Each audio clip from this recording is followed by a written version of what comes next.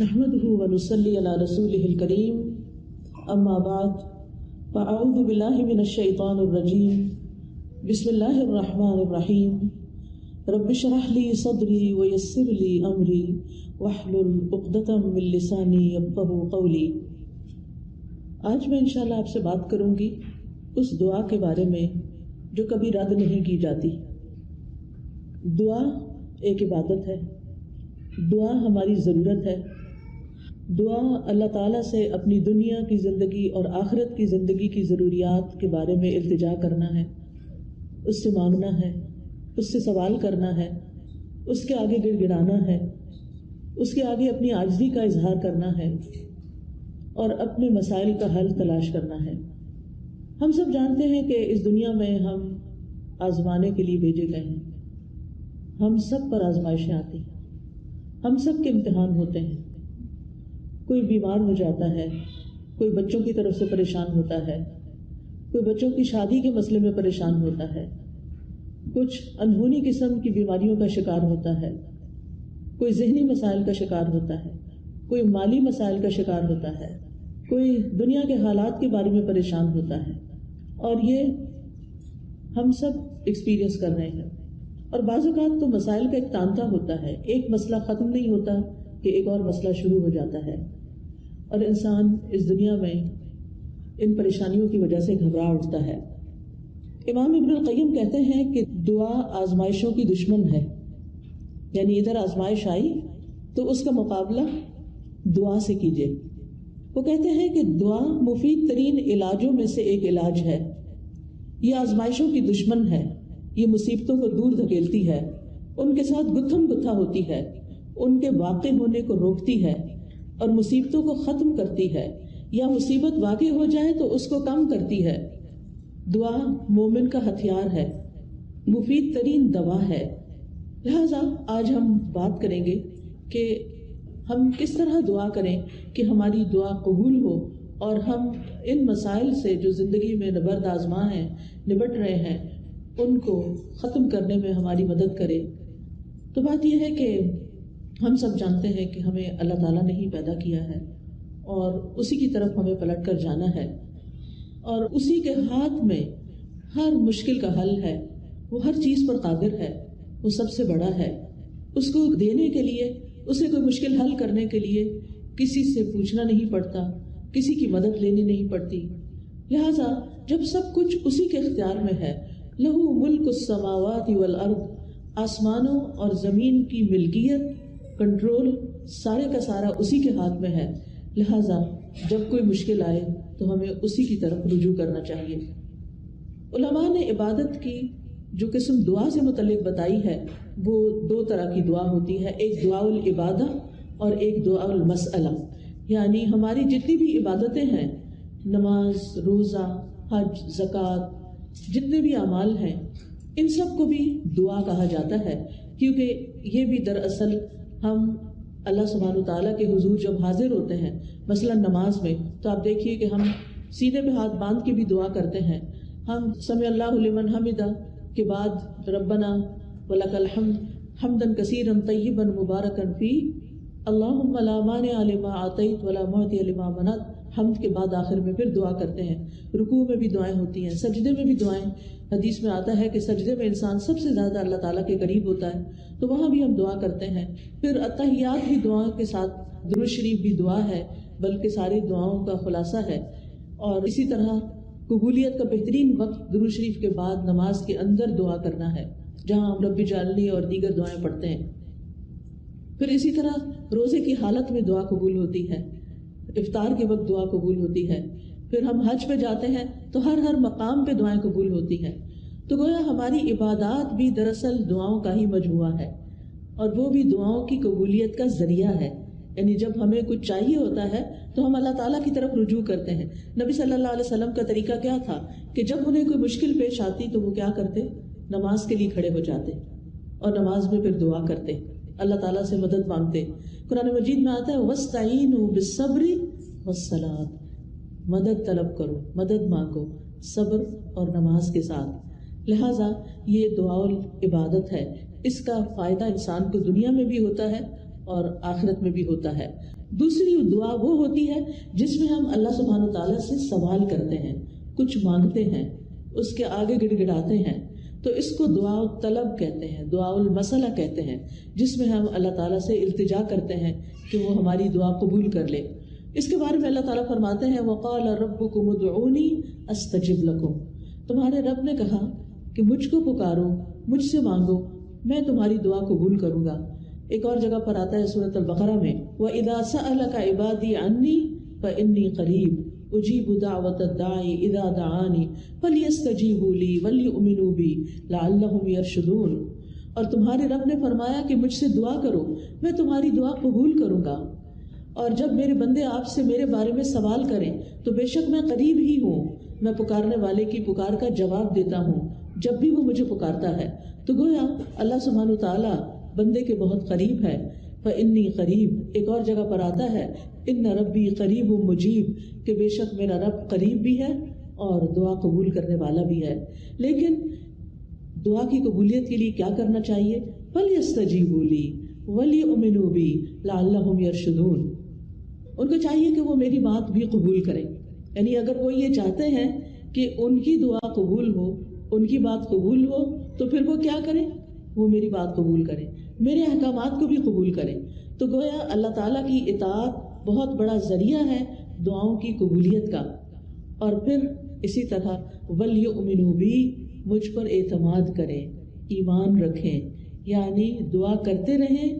جب اس کی قبولیت کا وقت ہوگا، جب وہ واقعی قبول ہونی چاہیے، اس وقت وہ دعا قبول ہو جائے گی. اس لیے مایوس نہ ہو، اعتماد رکھیں، ایمان رکھیں، یقین رکھیں.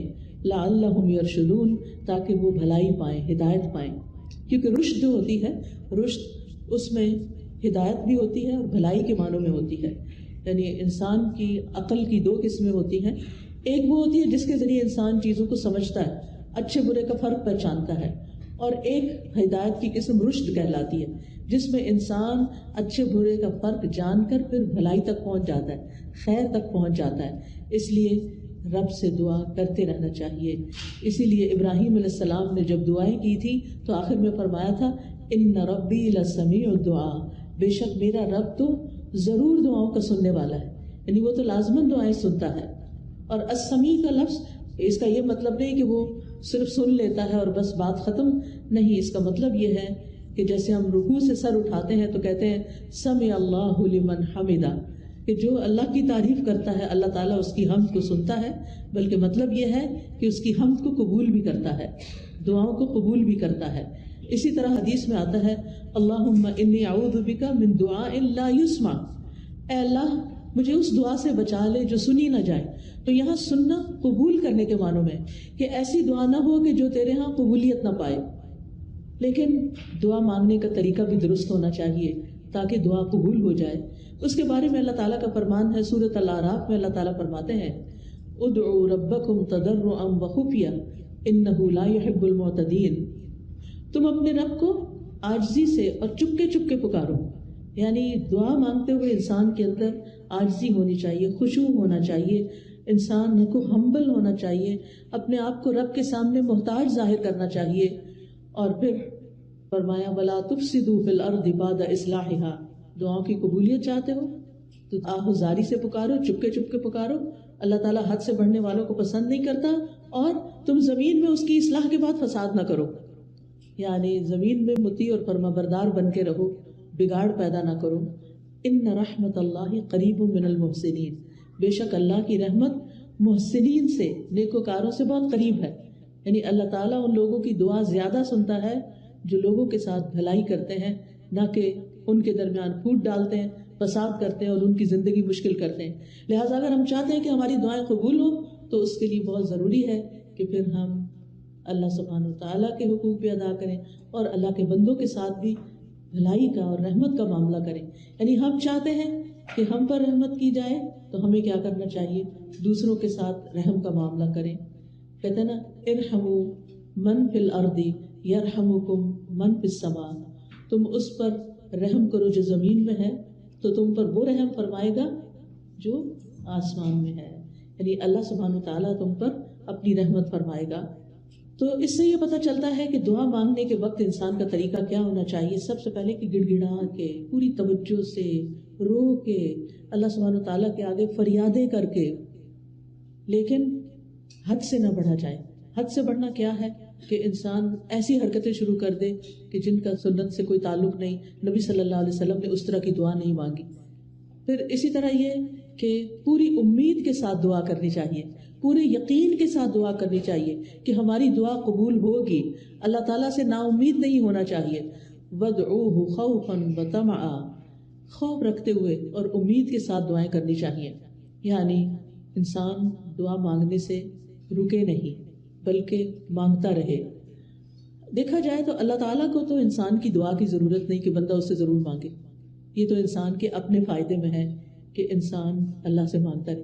یہ جو اللہ تعالیٰ ہمیں حکم دے رہے ہیں کہ دعا مانگتے رہو، تو آپ دیکھیے کہ اس میں ترغیب دی جا رہی ہے. اس کو ضرورت نہیں ہے، ہمیں ضرورت ہے، ہم محتاج ہیں. سورۃ فاطر میں اللہ تعالیٰ فرماتے ہیں یا ایھا الناس انتم الفقراء الی اللہ واللہ هو الغنی الحمید. اے لوگو تم سب اللہ کے محتاج ہو اور اللہ بے نیاز ہے، تعریف والا ہے. یعنی محتاج ہم ہیں، ضرورت ہماری ہے اور اللہ بے نیاز ہے، اس کو ضرورت نہیں ہے. اس کو کسی کی محتاجی نہیں ہے کہ کوئی دعا کرے گا تو اس کی شان بلند ہوگی. وہ تو پہلے سے ہی بلند شان کا مالک ہے. ایک حدیث قدسی میں آتا ہے اللہ تعالیٰ فرماتے ہیں اے میرے بندو تم کبھی مجھے نقصان پہنچانے کی طاقت نہیں رکھو گے. یعنی میرا کچھ نہیں بگاڑ سکتے کہ مجھے نقصان پہنچا سکو، نہ کبھی مجھے فائدہ پہنچانے کے قابل ہوگے کہ مجھے فائدہ پہنچا سکو. نہ ہم اللہ تعالیٰ کا نقصان کر سکتے ہیں اور نہ ہی اس کو فائدہ دے سکتے ہیں. اسی لیے ایک اور حدیث میں آتا ہے اے میرے بندو اگر تمہارے پہلے والے اور تمہارے بعد والے اور تمہارے انسان اور تمہارے جن سب مل کر تم میں سے ایک انتہائی متقی انسان کے دل کی طرح ہو جائیں تو اس سے میری بادشاہت میں کوئی اضافہ نہیں ہوگا. یعنی اگر ہم سب کے سب بہت نیک بھی بن جائیں تو اللہ تعالیٰ کو تب بھی کوئی فائدہ نہیں. ہم اپنا سارا مال بھی خرچ کر دیں تو اللہ تعالیٰ کا کچھ بھی فائدہ نہیں، اس کا ریٹرن خود ہم ہی کو ملنے والا ہے. تو بات یہ ہے کہ دعا انسان ہی کو فائدہ دیتی ہے.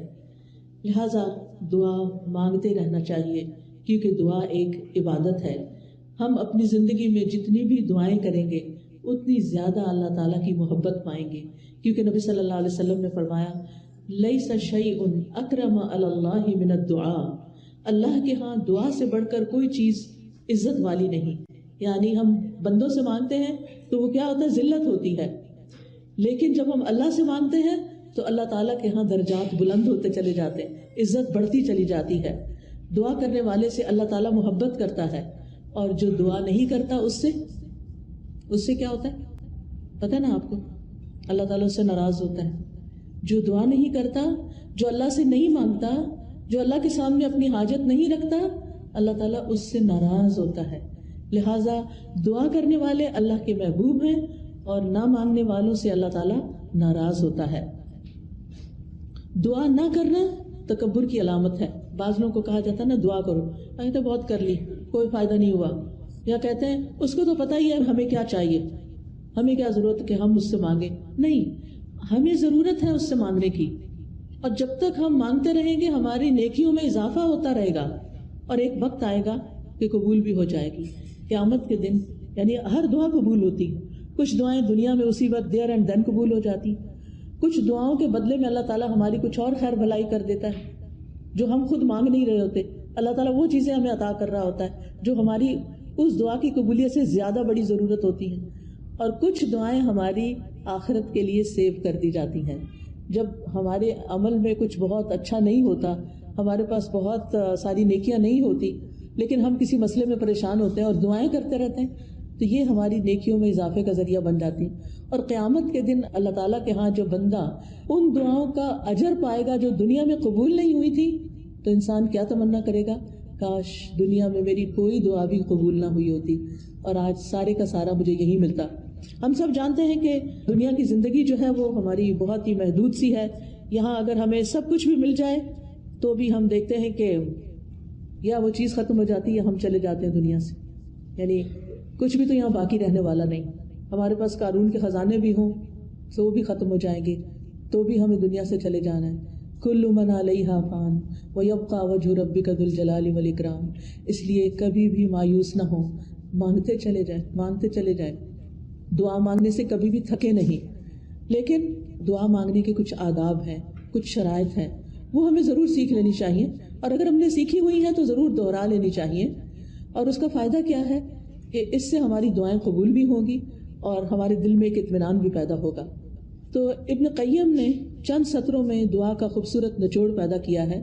وہ کہتے ہیں کہ وہ کون سی اہم چیزیں ہیں جو کسی انسان کو دعا کرتے ہوئے معلوم ہونی چاہیے، اور اس کے آخر میں انہوں نے یہ جملہ کہا ہے پورے یقین کے ساتھ کہ جو ان شرائط کو پورا کر کے دعا کرے گا وہ دعا کبھی رد نہیں ہوگی، یعنی اس کی دعا کبھی رد نہیں ہوگی. تو آج کا موضوع بھی یہی ہے کہ وہ کون سی دعا ہے جو رد نہیں ہوتی، یعنی وہ کس طریقے سے مانگی ہوئی دعا ہے جو ضرور قبول ہو جاتی ہے.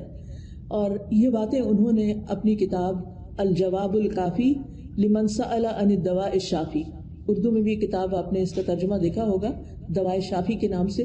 ہو سکتا ہے آپ میں سے کچھ لوگوں نے یہ کتاب پڑھی ہو. بہت ہی اچھی کتاب ہے، پڑھنے کے لائق ہے. میں سمجھتی ہوں جس نے زندگی میں یہ کتاب نہیں پڑھی اس کے علم میں بہت بڑی کمی ہے. اردو میں یہ کتاب، انگلش میں بھی کچھ مختصر سی شاید ٹرانسلیشن ہے، اصل کتاب عربی میں ہے. اگر آپ کو اردو نہیں بھی سمجھ آتی، نہیں پڑھ سکتے، تو کم از کم آپ اس کے آڈیو لیکچر سن سکتے ہیں. قرآن فار آل ایک ایپ ہے جس میں دوائے شافی کے سارے لیکچرز ریکارڈڈ موجود ہیں. اس میں سے ایک ایک لیکچر اگر آپ کر کے سنیں گے تو کتاب ختم ہو جائے گی. آڈیو بک ہے وہ، اور چھوٹا چھوٹا میں نے ایکسپلین بھی کیا ہوا ہے اس میں. تو اس سے آپ کو زندگی گزارنے کے بہت سارے پر حکمت ایسے نکتے ملیں گے کہ جن کو اپنا کے آپ کی زندگی میں ایک اطمینان اور سکون پیدا ہو جائے گا. تو بہرحال اس کتاب کا ترجمہ النیس اینڈ دا کیور کے نام سے بھی آپ دیکھیے گا ضرور. تو دعا کی قبولیت کے اسباب کون سے ہیں؟ اگر آپ کے پاس کاپی پین ہو تو اپنے پاس نوٹ کر لیجئے، اور اگر نہیں تو دل پہ لکھ لیجئے.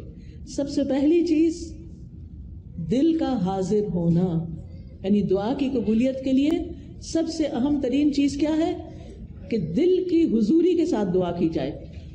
یعنی مقصد کو حاصل کرنے کے لیے مقصد کو پہلے اچھی طرح سمجھ لینا چاہیے کہ مانگنا کیا ہے، پھر مانگنے کے لیے الفاظ کیا ہونے چاہیے. کیونکہ آپ دیکھیے جتنے اچھے الفاظ سے آپ مانگتے ہیں نا، اور جتنے پیار سے مانگتے ہیں، جتنی عاجزی سے مانگتے ہیں، تو جو آپ مانگتے ہیں وہ آپ کو مل جاتا ہے. آپ کسی انسان سے بھی، کسی بچے سے بھی، مثلا بعض اوقات ایسا ہوتا ہے نا، بچہ آپ کی کوئی چیز اٹھا کے بھاگ جاتا ہے تو آپ اسے کہتے ہیں ادھر آؤ، واپس لاؤ، تو کیا ہوتا ہے؟ وہ اور دور بھاگتا ہے. لیکن اگر آپ پیار سے اس کو کہتے ہیں اچھا یہ دیکھو ادھر آؤ، میرے پاس یہ چیز بھی ہے تمہارے لیے، آؤ، تو وہ اس چیز کو دیکھتا ہے تو وہ فوراً آ جاتا ہے. تو جو پیار کی بات ہوتی ہے نا، محبت کی بات ہوتی ہے، اور توجہ سے بات جو کی جاتی ہے، اس کا اثر ہی کچھ اور ہوتا ہے. بعض اوقات ہم ایسے کہتے ہیں، ہمارے ہاتھ میں فون ہوتا ہے اور ہم کسی سے بات کر رہے ہوتے ہیں تو وہ دوسرے کو کوئی اثر نہیں ہوتا، بچے اس بات کا کوئی اثر نہیں لیتے. تو توجہ، دل کی حضوری، اچھے الفاظ، اور غفلت سے باہر آ کے اچھے سے مانگنا.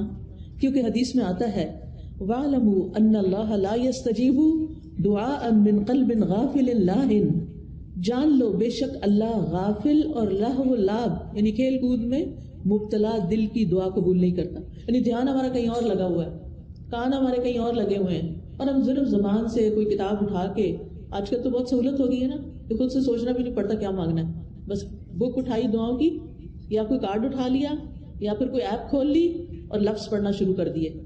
ٹھیک ہے وہ بھی دعائیں ہیں، لیکن ان کو بھی سلیقے سے پڑھنے کی ضرورت ہے.